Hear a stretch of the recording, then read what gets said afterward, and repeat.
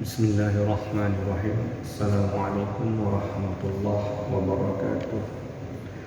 Alhamdulillahilladzi aslaha ad-dhamair wa naqqas sarair wa hadal qalbal ha'ir ila tariqil nuril basair. Wa asyhadu an la ilaha illallah wahdahu la syarika lah wa asyhadu anna sayyidina wa nabiyyina Muhammadan abduhu wa rasuluh.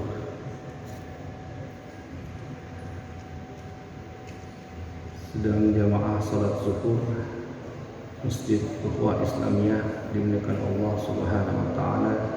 Alhamdulillahirabbil alamin. Segala puji kita panjatkan kehadirat Allah Subhanahu wa taala yang telah memberikan kita nikmat iman, sehat dan semua nikmatnya, yang alhamdulillah pada hari ini kita kembali mampu melaksanakan salat zuhur berjamaah. Salawat dan salam kita sampaikan kehadirat junjungan kita Nabi besar Muhammad sallallahu alaihi wasallam.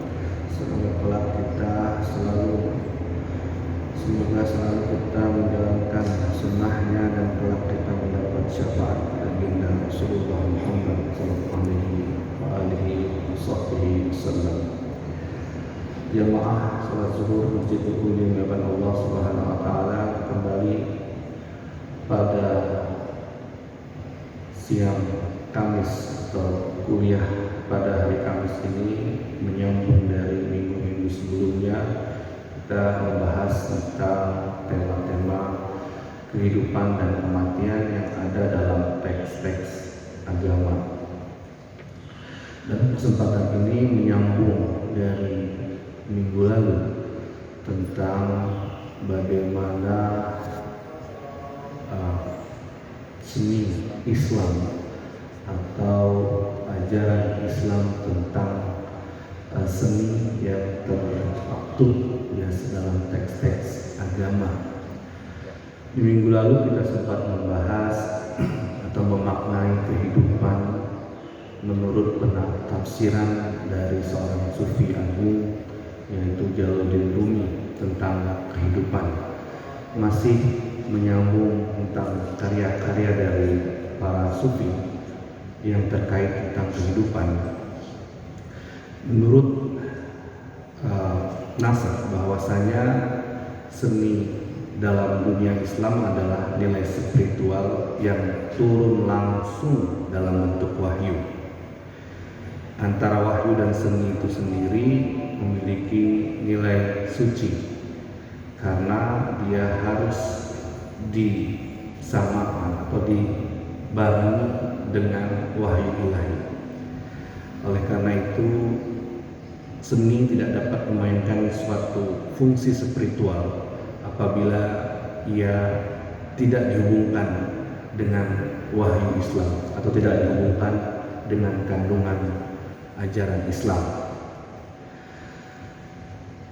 Spiritualitas dalam Islam tentu saja berkaitan dengan seni itu sendiri, melalui tata cara ritual Islam yang membentuk pikiran dan jiwa seluruh muslim, termasuk juga seniman.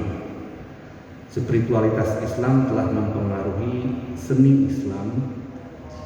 Misalnya yang kita lihat pada lembaran-lembaran Al-Quran, tentu dalam mushaf Al-Quran itu ada yang kita kenal dengan rubuh hizb atau ornamen yang biasa ada di pinggiran atau membentuk persegi panjang dalam tiap-tiap mushaf.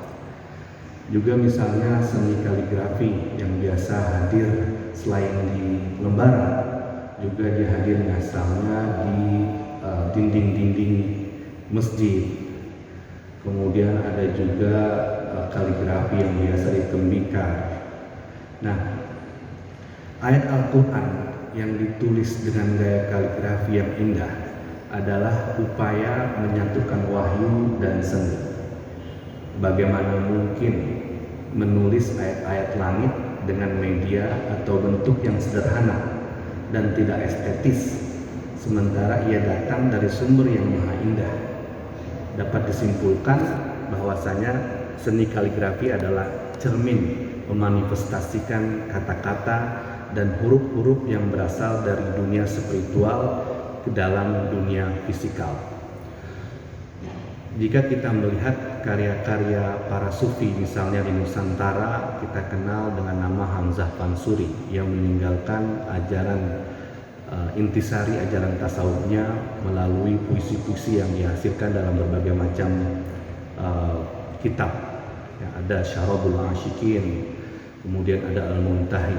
Begitu juga dengan penyair sufi ini, ia memanifestasikan pengalaman spiritualnya dalam bentuk puisi. Hampir sama dengan yang dilakukan oleh seniman kaligrafi atau kaligrafer. Tidak, semangatnya adalah tidak mungkin mengekspresikan ayat-ayat Al-Quran tadi dalam bentuk atau media yang sederhana, seperti halnya kaligrafer atau para seniman kaligrafi. Begitu juga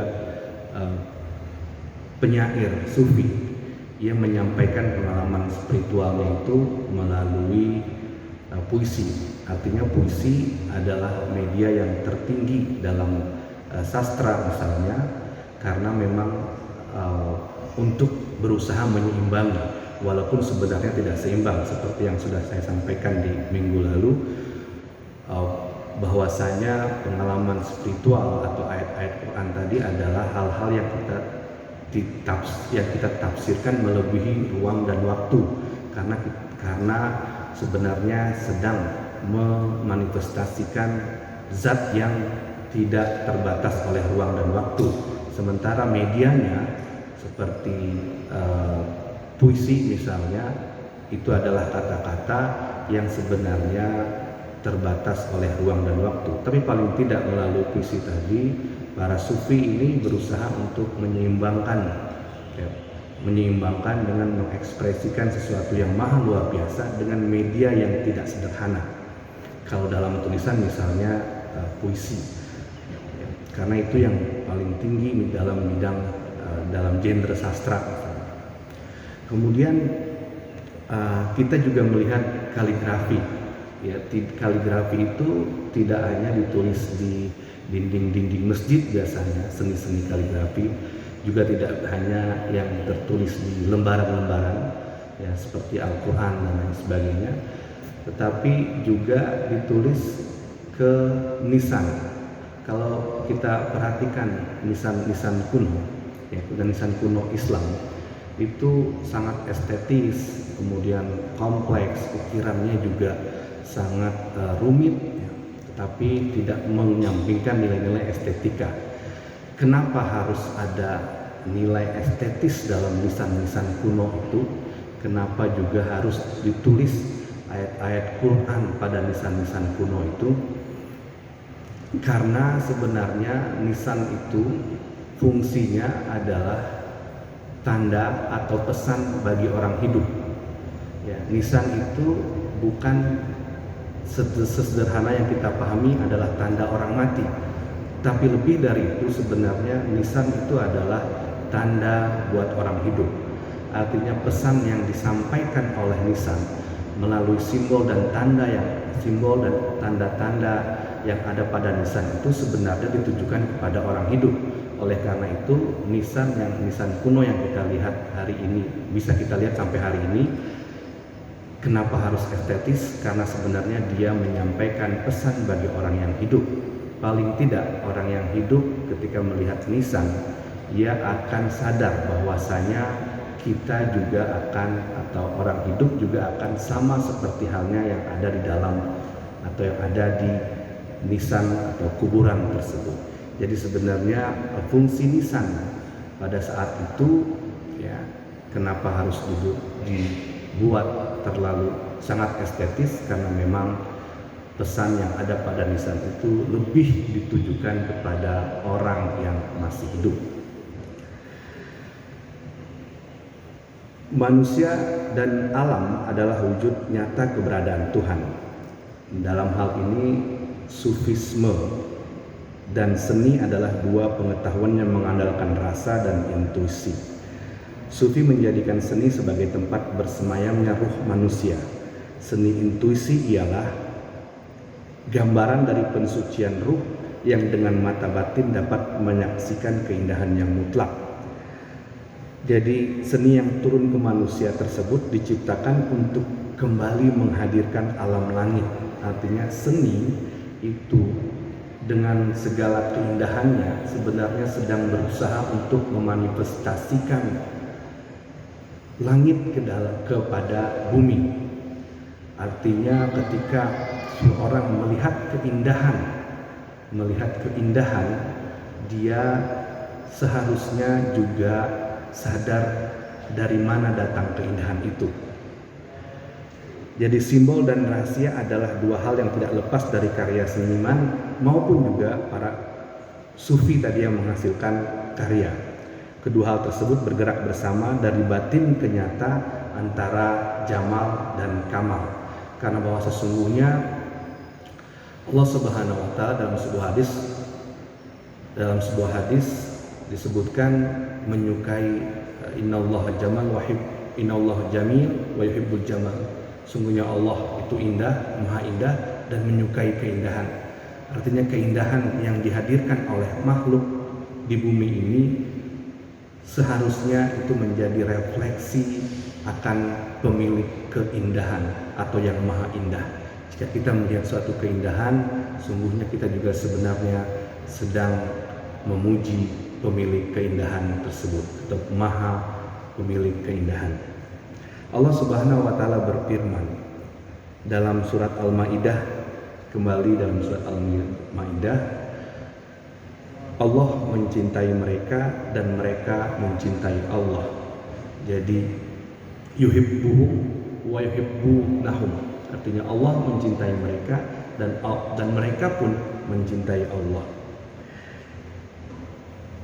Seorang sufi besar Persia yang juga adik kandung dari Imam Ghazali, tersebut dengan namanya Ahmad atau terkenal dengan namanya Ahmad Ghazali, dalam kitabnya berjudul Sawanih Aishq menyatakan bahwa ia sangat indah menguraikan makna cinta atau berusaha menafsirkan makna cinta dalam ayat yuhibbuhum wa yuhibbunahu dari surat Al-Maidah tersebut. Menurut Ahmad Ghazali, ruh itu datang dari ketiadaan menuju perbatasan wujud. Saat itu ruh sedang menunggu tunggangan cinta. Pada permulaan wujud aku tak tahu apa dicampur apa. Jika zat adalah ruh, maka sifat zat adalah cinta. Dan ruh melihat rumah kosong lalu menempatinya. Dalam kajian estetika atau bab keindahan, apabila cinta berkaitan dengan jasad, jangan terlalu jauh terlena dengan keindahan tersebut. Cinta jenis ini dalam istilah literatur sufi, cinta jenis ini adalah disebut dengan cinta berwarna. Dalam cinta berwarna, pada saat bertemu kekasih, berarti terkubur dalam sebuah pusaran. Artinya ketika sang pecinta sudah bertemu dan menyatu bersama kekasih, tidak ada lagi hal yang menarik karena usaha keras dan berliku hanya pada proses dan selesai di titik pertemuan. Akan tetapi bertemu kekasih yang sebenarnya atau dalam cinta hakiki atau bertemu dengan dalam hal ini mencintai Allah akan membuat api cinta itu semakin berkobar dan melahap hingga antara pencinta dan kekasih sangat mencintai dan saling mencintai. Inilah tafsiran mayoritas kaum sufi dalam menafsirkan surat Al-Maidah tadi yang berbunyi yuhibbuhum wa yuhibbunahu. Allah mencintai mereka dan mereka mencintai Allah. Surat Al-Maidah ayat 54. Pencinta dalam hal ini adalah identitas yang tidak bisa bebas dan merdeka dari dirinya sendiri. Sedangkan kekasih adalah objek semata yang dilihat dan semua yang terlihat adalah cermin juga dari bayangan indahnya sang kekasih. Artinya apabila sosok kita misalnya mencintai dan hal itu dalam bentuk materi atau makhluk, sesama makhluk atau materi sekalipun, ketika sudah menyatu atau sudah berhasil mendapatkan cinta tersebut atau mendapatkan atau berada di titik pertemuan, selesai. usaha kita untuk mendapatkan tadi tidak akan terulang atau tidak akan menjadi sesuatu yang bebas dari segala hal luka kerja keras ya. Tapi kalau sudah selesai ya sudah. Tapi kalau mencintai Allah di sini sampai kepada titik tersebut, tidak berhenti di situ dan tidak ada kadar menurunnya ya. Lain halnya ketika kita mencintai sebuah materi misalnya, karena akan ada sesuatu lagi yang berinovatif misalnya mencintai ingin mendapatkan barang tertentu, tapi setelah mendapatkan barang tersebut usaha kita yang sangat bekerja keras untuk mendapatkan itu, begitu kita mendapatkannya ya selesai ya. Apalagi misalnya melihat ada barang yang kualitasnya lebih baik atau lebih indah lagi. Nah ini akan berbeda walaupun menggunakan kata yang sama, yaitu cinta. Nah tentu cinta dengan Allah Subhanahu wa Ta'ala tidak sama dengan cinta yang tadi. Kalau yang sama makhluk itu, kata cinta itu yang memiliki paradoks, artinya memiliki lawan kata yaitu benci. Tapi dengan Allah atau dengan kekasih kita yang sebenarnya adalah Allah, itu kata cinta yang tidak memiliki lawan kata ya. Karena kalau kata cinta yang memiliki lawan kata, berarti kalau kita mencintai Allah, sebelumnya pernah tidak cinta, atau sebelumnya pernah benci bahkan, atau sebelumnya tidak kenal sama sekali. Tapi tidak, dalam hal ini mencintai Allah itu dengan kata yang tidak sederhana dan juga maknanya yang tidak memiliki lawan kata atau paradoksial. Menurut seorang Islamolog dari Jerman namanya Annemarie Schimmel menyatakan pengalaman religius seseorang itu adalah sebuah misterium ineffable, sebuah pengalaman yang tidak terlukiskan. Pengalaman itu mengatasi ruang dan waktu, sehingga karenanya ia pun tidak dapat diekspresikan secara memadai oleh kata-kata yang terikat oleh ruang dan waktu. Masing-masing kita mungkin pernah mengalami pengalaman religius. Nah, pengalaman religius itu yang paling bisa merasakan adalah diri kita sendiri, karena kita yang mengalaminya. Bahkan ketika kita ceritakan pengalaman tersebut kepada orang lain, belum tentu orang lain itu bisa menangkap, apalagi bisa merasakan apa yang pernah kita rasakan. Karena sebenarnya pengalaman religius itu adalah hubungan antara kita dengan Tuhan. Nah, ketika kita mengekspresikannya atau menceritakannya, kita hanya menggunakan ada media kata-kata, sedangkan kata-kata tersebut terbatas oleh ruang dan waktu. Jadi sebenarnya pengalaman religius itu adalah betul-betul pengalaman yang benar-benar kita rasakan sendiri. Bahkan ketika kita ceritakan saja belum tentu orang itu paham, apalagi ikut merasakannya. Para ulama dahulu menyebutkan bahwa manusia yang tidak mampu mengidentifikasi sesuatu tidak akan bisa mencintai. Tanpa cinta pula manusia tidak dapat mengenal suka, dan hal itu hanya bisa diraih dengan pengetahuan. Oleh karena itu bagi manusia, Tuhan dapat dikenali dan ditemukan dengan rasa dan indrawi, karena bagi setiap pecinta, dengan hanya memandang yang dicintainya akan tampak cintanya. Hanyalah hak yang sebenarnya dicintai, dan tidaklah mungkin bagi seseorang menyukai tanpa ada deskripsi dan visualisasi zat dari maha hak yang terdapat dalam dirinya.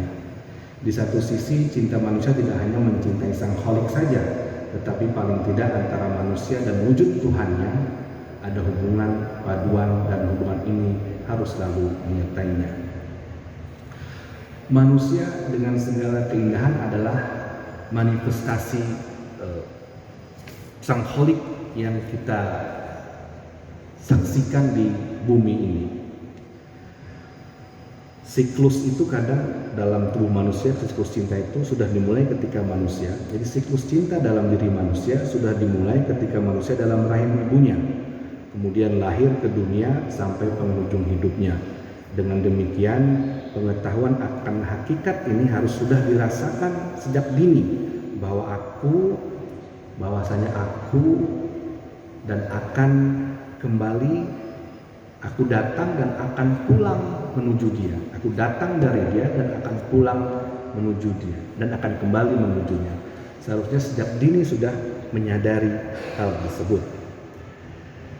Kembali kepada makna dari seni dalam Islam yang dimanifestasikan atau diekspresikan melalui kaligrafi yang biasa ada pada nisan. Mungkin pada nisan modern atau hari ini tidak terlalu banyak kita lihat, tetapi kalau nisan-nisan kuno ya, terkait dengan beberapa kali riset kami di FIB juga banyak sekali nisan-nisan kuno yang ada di Kepulauan Nusantara ini. Bahkan pada saat itu asumsi para ilmuwan banyak menyatakan bahwa nisan-nisan itu juga bagian dari Islamisasi di Nusantara. Artinya perlu ada sesuatu yang lain dengan agama yang sebelumnya sudah ada. Islam datang ke Nusantara ini bukan pendatang yang pertama kali, artinya ketika datang dan para mubalik itu menyebarkan agama Islam, sudah ada beberapa agama yang eksis di Kepulauan Nusantara ini. Nah, oleh karena itu perlu pendekatan dan cara yang tidak sederhana dalam menyebarkan Islam di Nusantara. Salah satunya mengajarkan ajaran agama Islam dengan memperlakukan mayit atau jenazah itu dari mulai memandikan, mengkafani sampai memasukkan ke dalam liang lahat, kemudian memberikan nisan. Itu juga bagian dari Islamisasi di Nusantara saat itu yang berbeda dengan agama-agama sebelumnya. Artinya agama sebelumnya tidak mengenal ajaran mengkafani, kemudian menguburkan, karena lebih banyak saat itu ajaran-ajaran agama yang saat itu untuk memperlakukan mayat atau orang mati dengan cara dikremasi atau dilarung di lautan Amazon. Nah, Islam datang mengenalkan hal yang lebih indah dalam memperlakukan mayat inilah. Oleh karena itu nisan kuno itu terlihat indah dan estetis, bahkan rumit ya, karena harus memahat batu-batu. Itu juga bagian dari mengenalkan Islam kepada penduduk Nusantara yang saat itu belum atau bahkan tidak mengenal Islam. Jamaah salat zuhur Masjid Ukhuwah Islamiyah yang dimuliakan Allah Subhanahu wa taala, demikianlah kuliah singkat pada siang hari ini tentang tema-tema kehidupan dan kematian. Insyaallah kita bertemu kembali di Kamis yang akan datang. Mudah-mudahan bermanfaat bagi saya sendiri khususnya, juga para jamaah umumnya. Wallahu muwaffiq ila aqwamit thoriq. Wassalamualaikum warahmatullahi wabarakatuh.